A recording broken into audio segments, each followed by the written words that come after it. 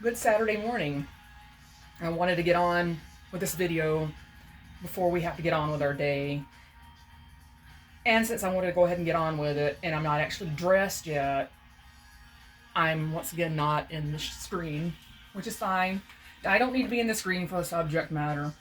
I want to start this off by saying that here I am now 50 years old, and this past Wednesday night, I witnessed my first unalive-icide. Um, wasn't an eyewitness to it, the actual event. I was sitting in the living room, and James had sent me a text saying his bus was really, really super late. So I was just sitting there watching, I think maybe Forrest Valkai or one of those science YouTube things, and or anti the atheist something. It was something like that.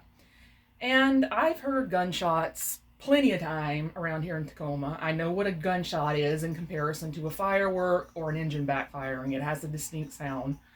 And I had heard gunfire from far away, but this gunfire was so loud, so close that I literally ducked down. It was like an instinct just to duck down and sat there a minute and realized, well, there are no projectiles coming through our glass. And stood up, sat back up, continued on with what I was doing. And then it was not even 10-15 minutes later that I heard James coming through the door, and I had this sarcastic comment in my head. I was going to say, it's pretty sad I have to have the survival instincts of someone who lives in the South Sudan that I just immediately ducked before I even registered the first blast.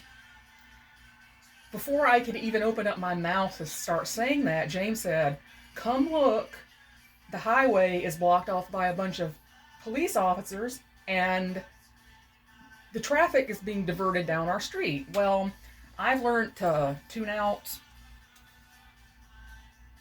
vehicle noise because we're a block off the highway. If I hadn't learned really quick to tune it out, then I would be going nuts because cars are 24/7 are going up and down the roads. So I didn't even notice the sound of the engines and the tires and all that. Well, I went out, saw the cars lined up on our street. I ran in to get my phone to record the scene, simply because I wanted just to warn people in the area, hey, don't come down this street, this is what's going on. I didn't register it being related to the gunshot. I thought there had just been a really bad accident, but I just wanted to say, hey, don't come down this road. I think it's crass to stand around just filming. Just personally, that's just my personal opinion. It's crass to film scenes that have potential very bad traumas. And I got close enough for comfort for myself to start recording, and the recording was lousy because the sun was just massively still bright, so it was just flooding out the lens.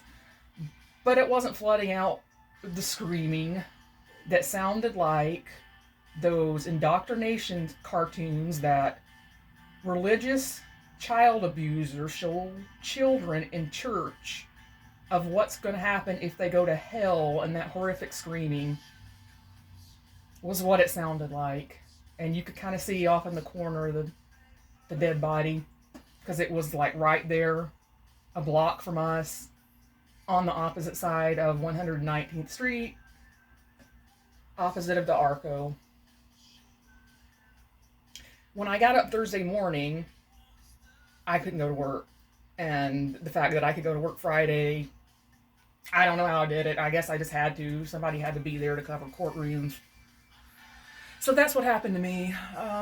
You never want to see anything like that or hear anything like that, more importantly.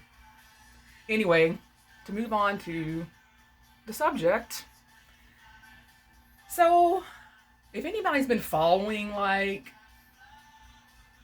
the Republic thugs, not only the politicians of different states, but the conservative podcaster guys, the insane way they're talking about women and beating on the drum of we've got to get back to the nuclear family. We've got to get back to it because that was the best. They're talking about something that hasn't even been a thing for that many decades. People live with extended family. The nuclear family, at least in the United States, has not really been a thing for very long. It's been a thing for a very short amount of time. So why do we need to get back to something that barely existed in the first place? Second of all, we've been sold a bill of lies about how good a nuclear family is. It's actually not good. Extended family, communal living was better because you had a village, for one thing, to help with the children and help with the sick and help with the elderly. You had a village. Basically, the wife in so many situations becomes the wife appliance. Her health literally declines. How else can you explain? Because men and women are barely different as opposed to other animals. Barely different. So our body compositions are pretty much the same. So why is it that women have 85% of the autoimmune diseases? I wonder. Maybe marriage makes them sick. Because not only do they have to work outside the home, whether or not they want to, they have to. Not only do they have to do that, then they have to come home and they have to do 90% of everything in the house. No wonder men's lives improve and they're healthier in marriages, and women's lives are worse and they're sicker in marriages. And there was some study where women were asked who gave them more stress in their life, their husbands or their children. And 65% of them said their husbands. I don't consider me and James being married as a nuclear family. I consider us being partners. I consider us being lone wolves. Partners.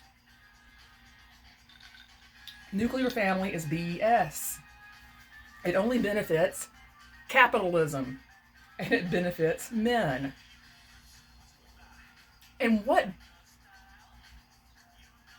drives me absolutely insane is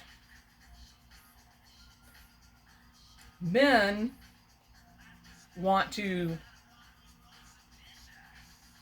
benefit from all of this woman's labor and not pay her. And then, for whatever reason that marriage ends in a divorce, it doesn't matter what the reason is, act like he's been taken to the cleaners and she got all half of my stuff. No, it was your stuff. And not only that, you should have been paying her to do the labor if you're not going to do any of the labor. Cutting the grass once a month, twice a month, cleaning out the gutters once a year does not count as daily labor. Women do daily labor. That means they do it every day, not every week, not every month. It's not the same. Throwing meat on the grill on 4th of July is not him cooking when she went to the store, bought the items, brought them home, prepared the sides, cleaned the house, swept the back deck off for the guest, put up the table, the tablecloth, put all the little festoony like red, white, and blue thingies all over the place, and he just threw meat on the grill and then has the temerity to say, aren't you glad you didn't have to cook today? Get the hell out of here with that mess. Then there's this thing called rugged individualism. Pretty much what you're supposed to do is get out of the house when you're 19 or even when you're 25, because that's what you do when you're grown. Your parents are not obligated to take care of you anymore. And then you do get out. And then the parents get old because the alternative is permanent. The parents get old, and then society expects them to drop whatever they're doing, leave their careers, and move back home to take care of the parents. How is nuclear family a good thing when extended family and communal living solved so many of these problems.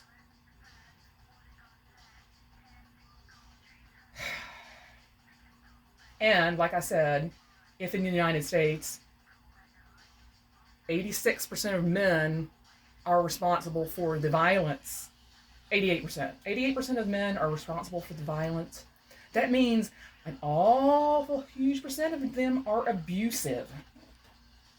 And these Republicans and these Christian yappers and flappers want us to be forced into something that is not good. Anyway, that's all I have to say.